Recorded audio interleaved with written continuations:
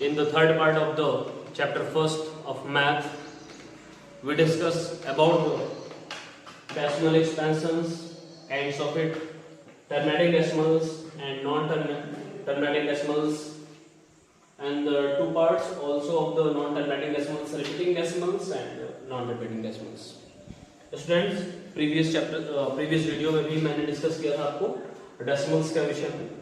इस पॉइंट पे मैं लिखूंगा कि कौन सा हमारा टर्मिनेटिंग डेसिमल्स है और कौन नॉन टर्मिनेटिंग डेसिमल्स है। स्टूडेंट्स, फर्स्टली जो हमारा चैप्टर है उसमें ये पॉइंट है कि अगर हमको कोई रेशनल नंबर्स मिल जाती है तो कैसे हम बिना एक्चुअल डिवीजन सिस्टम के ही ये पता कर लेते हैं कि ये रिपीटिंग डेसिमल है कि नहीं है। स्टूडेंट्स, तो स्टूडेंट्स मानिए कि हमारे पास कोई भी एक रैशनल नंबर्स है, सपोज वी हैव 13/20, ये हमारा टर्मिनेटिंग डेसिमल है कि नहीं है, इस चीज पे हम कैसे फोकस करें। तो हम सबसे पहले इसके डिनोमिनेटर्स पे जाते हैं। डिनोमिनेटर्स का हम फैक्टराइजेशन करते हैं तो हमको ऑब्टेन होता है 2 cross 2 cross 5 cross 5 spreads. It is in the form of the 2 power n and 5 power n। Students, हम ध्यान देंगे कि अगर हमारा denominators 2 power n and 5 power n के फॉर्मेट में है तो हमारा जो डेसिमल्स है वो टर्मिनेटिंग डेसिमल्स होगा। अब एक बार हम अपने डिवीजन सिस्टम से भी चेक कर लेते हैं।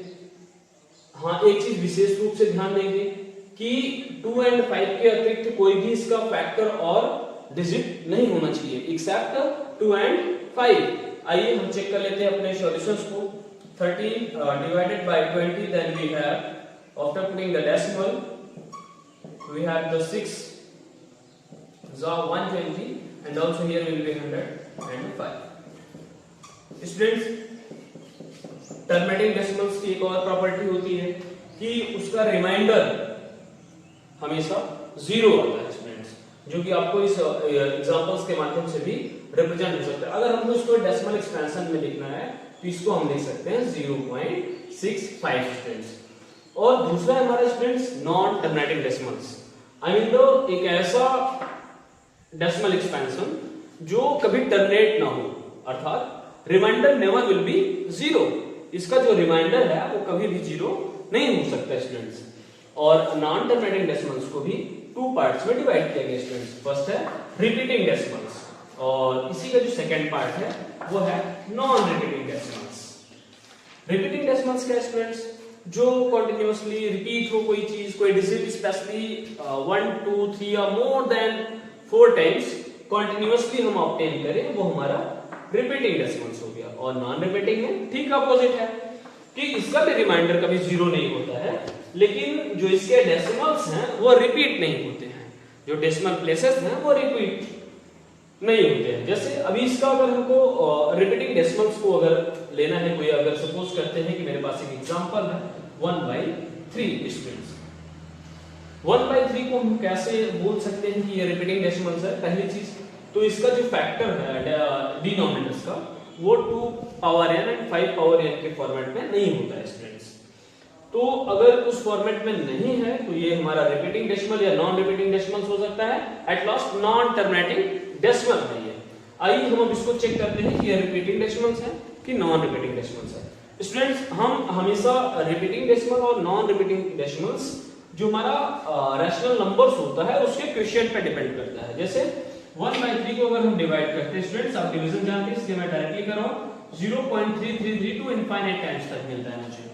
तो स्टूडेंट्स ये हमारा जो है रिपीटिंग डेसिमल्स है स्टूडेंट्स, क्योंकि कंटीन्यूअसली हमको 0.3333 मिलता रहता है स्टूडेंट्स।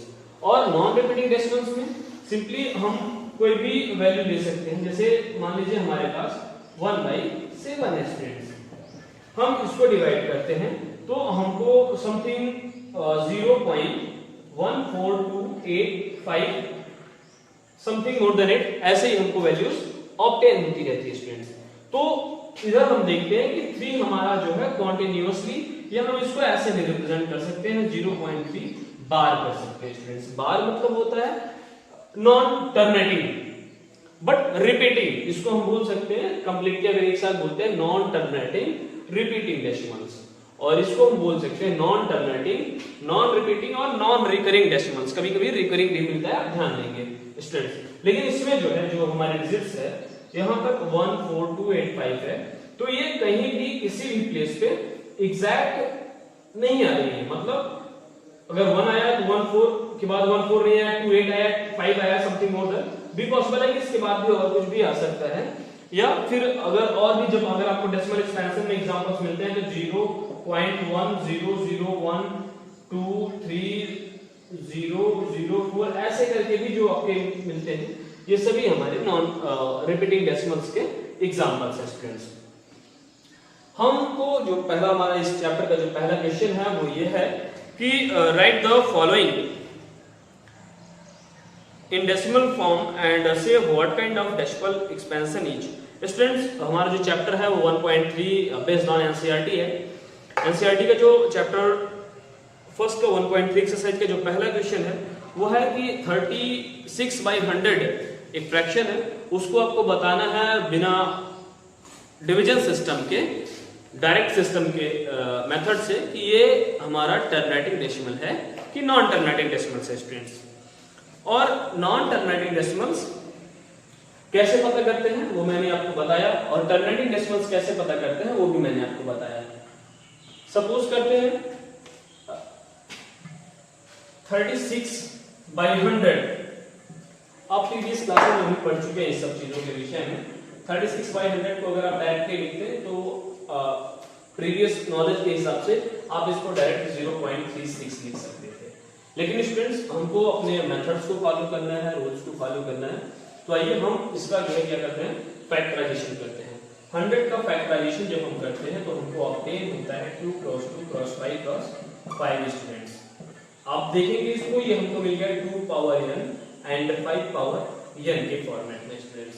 मैंने आपको अभी इसी वीडियो में प्रीवियस टाइम पे बताया भी कि 2 power n and 5 power n के फॉर्मेट में अगर किसी भी डिनोमिनेटर्स का फैक्टर्स मिलते हैं, फैक्टराइजेशन होता है, तो हमारा टर्मिनेटिंग डेसिमल स्टूडेंट्स। तो हम इसको डायरेक्टली लिख भी सकते हैं, it is our terminating decimal, terminating decimal student. और वैल्यूआइज करना है इसको, हमारी जो फ्रैक्शन है, डेसिमल फ्रैक्शन है, उसमें इसकी वैल्यू क्या आएगी, तो है 0.36। मैंने यहां से भी आपको डायरेक्टली राइट कर दिया है। दूसरा क्वेश्चन है, सपोज करते हैं 1/11 हमारा है, ये हमको फाइंड आउट करना है कि ये हमारा क्या है, रिपीटिंग डेसिमल्स है कि नहीं है स्टूडेंट्स। थोड़ा सा स्पेस बना लेते हैं।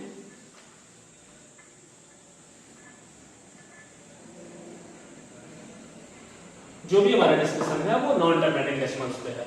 जैसे 1/11 एक क्वेश्चन है आपके इसी क्वेश्चन पे, क्वेश्चन नंबर बी है आपका 1/11। तो हम इसको कैसे पता करें कि ये नॉन टर्मिनेटिंग है कि टर्मिनेटिंग है स्टूडेंट्स। पहले हम इसके डिनोमिनेटर्स पे जाते हैं और डिनोमिनेटर्स में देखते हैं कि 1/11 जो है, इसका जो हम फैक्टराइजेशन करते हैं स्टूडेंट्स, वो 2 power n and 5 power n के फॉर्मेट में नहीं आता है स्टूडेंट्स। तो हम इसको जो है डायरेक्टली अगर हम लिखना भी चाहें तो लिख नहीं सकते, और 1/11 को 1/11 ही राइट करते हैं और इसको लिखते हैं non terminating decimal students, non terminating decimal students.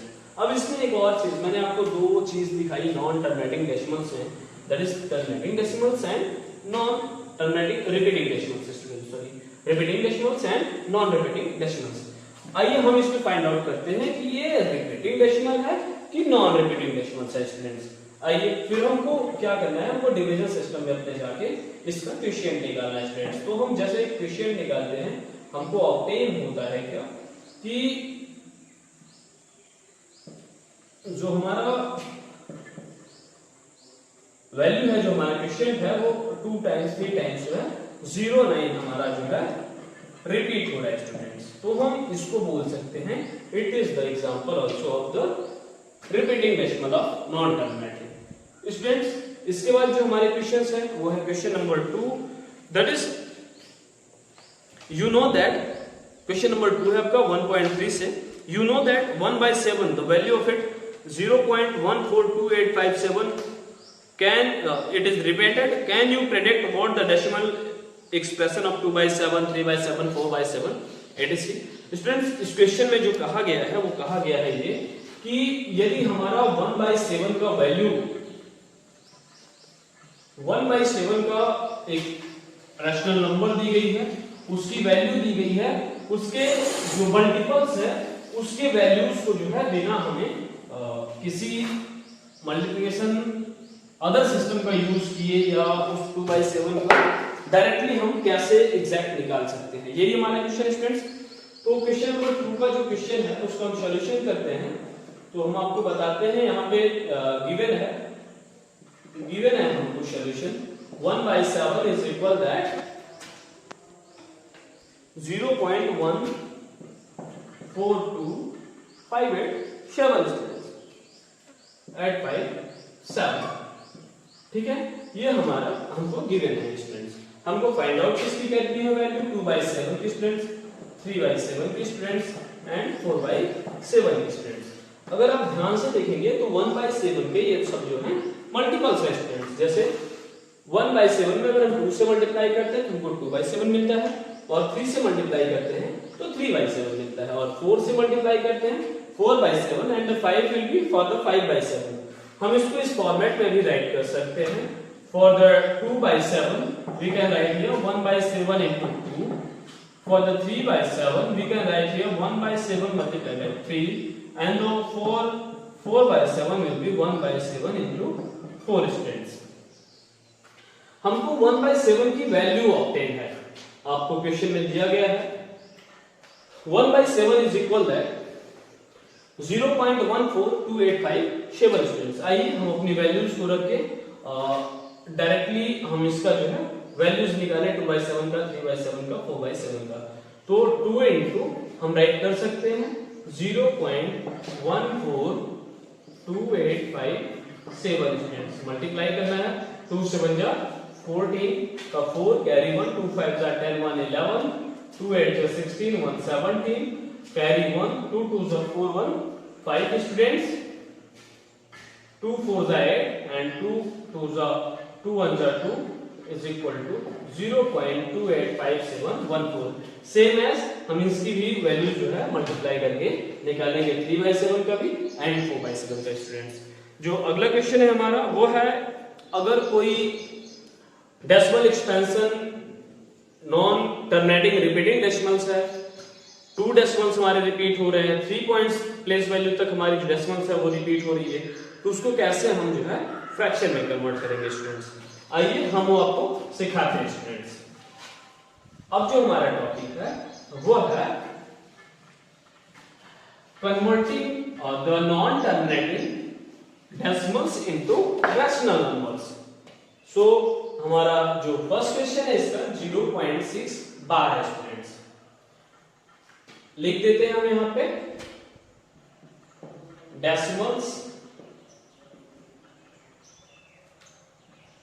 Conversion into fraction और रैशनल नंबर भी बोल सकते हो। क्या? Rational numbers. हमारा जो क्वेश्चन है वो है 0.6 को हम रैशनल नंबर्स में कैसे कर सकते हैं। मैंने आपको प्रीवियस वीडियो में भी दिखाया था कि 1/3 को जब हम रैशनल नंबर्स पढ़ रहे थे तो 1/3 हमारा कैसे रैशनल नंबर्स है, इस चीज को मैंने बताया था। मैंने आपसे बोला भी था कि अगले वीडियो में इसके विषय में डिस्कस करूंगा, तो मेरा पॉइंट यही था। आइए उसका एक एग्जांपल्स देखते हैं। 0.6 बार, इसको हम क्या राइट कर सकते हैं अगर हम इसको एक्सप्रेशन फॉर्म में लिखें 0.6666, तो इनफाइनाइट टर्म्स तक हम इसको राइट कर सकते हैं स्टूडेंट्स। हमको इसको फ्रैक्शन में कन्वर्ट करना है तो हम इसको क्या मान लेते हैं, it is our x, let x is equal to 0.666।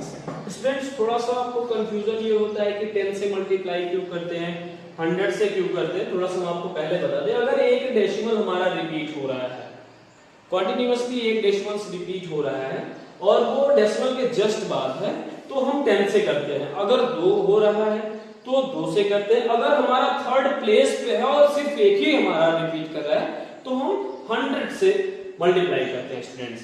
आइए, तो हमारा एक ही रिपीट कर रहा था तो हमने 10 से बोथ साइड्स मल्टीप्लाई किया। 10x is equal that 6.66 two repeating decimals, or we can write it also in the expansion 6 plus 0.666. Okay beta, now here is we can put up the value of x on the place of 0.66 to infinite terms, because it is our equation here. Then we have tan x is equal to 6 plus x. Now we change the position of it.